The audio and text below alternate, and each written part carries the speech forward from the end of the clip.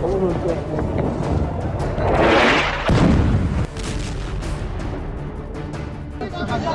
קטע? נפל פה רסיס ליד הבית שלה.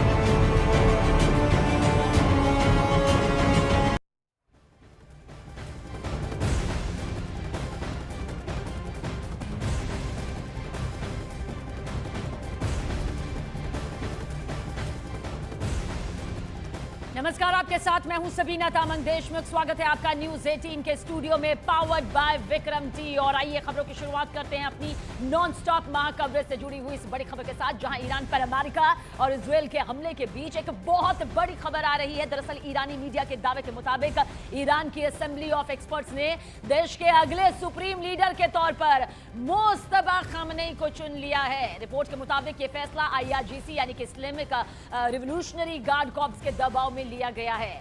Mustafa Khamenei supreme leader Ali Khamenei के बेटे हैं। असेंबली ऑफ एक्सपर्ट्स ईरान में सुप्रीम लीडर चुनने वाली सबसे अहम संस्था मानी जाती है और इस फैसले ने ईरान की सत्ता संरचना में नए सवाल यहां पर खड़े कर दिए हैं। लेकिन जिसे उत्तराधिकारी के तौर पर यहां देखा जा रहा था, आखिरकार ये कांटों भरा ताज अब सिर पर आ गया है। ये जिम्मेदारी यहां पर सौंप दी गई है, क्योंकि सवाल यही खड़ा हो रहा था कि बिना नेतृत्व के आखिर ईरान कब तक युद्ध के मैदान में टिका रहेगा। लेकिन मुस्तफा खामनेई ने यह जिम्मेदारी यहां पर संभाल ली है, या फिर यूं कहिए कि उन्हें यह जिम्मेदारी यहां पर सौंप दी गई है। यह बड़ा फैसला यहां पर लिया गया है।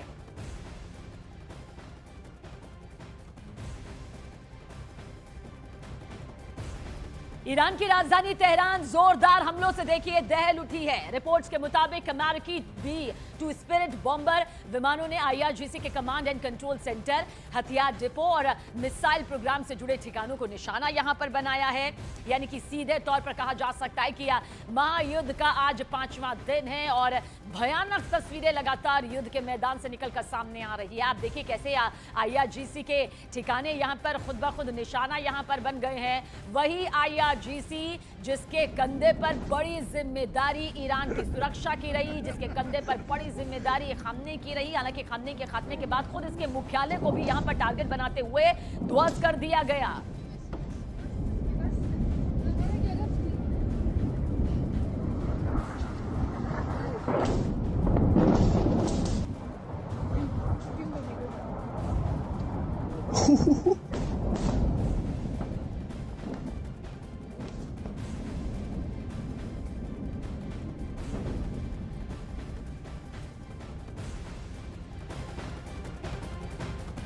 और उधर ईरान की तरफ से रात में दुबई में हमले यहां पर हुए हैं। दुबई में अमेरिकी कॉन्सुलेट के पास देखिए ड्रोन हमले के बाद आग लगने का एक वीडियो सामने आया। जानकारी के मुताबिक ये ड्रोन हमला जो है ईरान की तरफ से किया गया था। सोशल मीडिया पर एक वीडियो सामने आया जिसमें ईरानी ड्रोन अमेरिकी कॉन्सुलेट को हिट करता यहां पर दिखाई दिया। अमेरिकी विदेश मंत्री मार्को रूबियो ने बताया कि कॉन्सुलेट से जुड़े सभी लोग सुरक्षित हैं और सभी की गिनती कर ली गई है। हमला कॉन्सुलेट की बिल्डिंग पर नहीं बल्कि पास के पार्किंग लॉट पर हुआ। इसका मतलब यह है कि ईरान का ड्रोन अटैक अपने निशाने पर सही से नहीं लगा, नहीं तो अमेरिका का बड़ा नुकसान यकीनन हो सकता था। इसमें कोई शक नहीं, कोई दो राय नहीं। लेकिन आप देखिए किस तरह से ये जारी जो महायुद्ध है और युद्ध के मैदान से निकलती ये तस्वीर जो आप देख रहे हैं, जहां पर इजरायल के ठिकानों पर ये खौफनाक जोरदार हमला किया गया। शिट।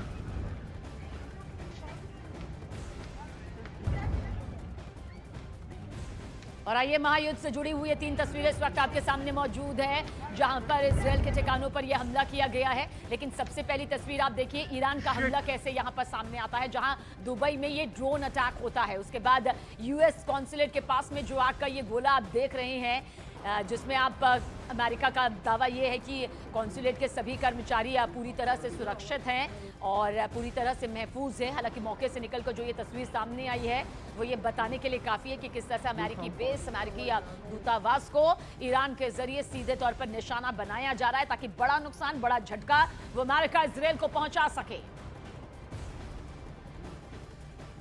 और देखिए, इस बीच ईरान की इस्लामिक रिवोल्यूशनरी गार्ड कॉर्प का बहुत बड़ा दावा सामने आया है।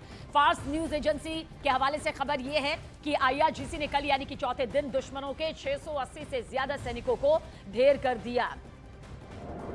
और अब देखिए, आसमान से लेकर जमीन से ये जो लड़ाई इस वक्त नजर आ रही है वो कितनी खौफनाक है। तेल अवीव की ये तस्वीर इस वक्त आपके सामने मौजूद है। सीधे सीधे हमले देखिए, निशाना टारगेट पर सेट करते हुए।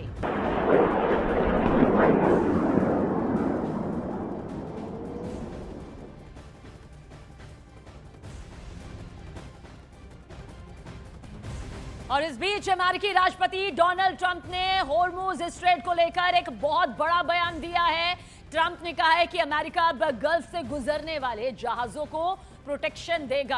अमेरिकी नेवी होर्मुज स्ट्रेट से गुजरने वाले जहाजों को कवर करेगी। इसके साथ ही अमेरिका की तरफ से जहाजों को बीमा और फाइनेंशियल गारंटी भी दी जाएगी। ट्रंप ने यह भी कहा कि अगर जरूरत पड़ी तो अमेरिकी नेवी होर्मुज स्ट्रेट से तेल टैंकर्स को स्कॉट करना शुरू कर देगी। यानी कि अमेरिका की सुरक्षा गारंटी से होर्मुज स्ट्रेट से गुजरने वाले तेल टैंकर सेफ रहेंगे और तेल की सप्लाई अच्छे से होती रहेगी, जिससे तेल की कीमतें कंट्रोल में यहां पर रहेंगी। क्योंकि जिस तरह से करीब 33 से 35 किलोमीटर का ये जो चौड़ापन है समुद्री रास्ते का, जिसमें कई कंपनीज की जो आवाजाही होती है खासतौर से तेल भंडार को लेकर, उसको लेकर एक बड़ा संकट जो है वो गहराता नजर भी आता है।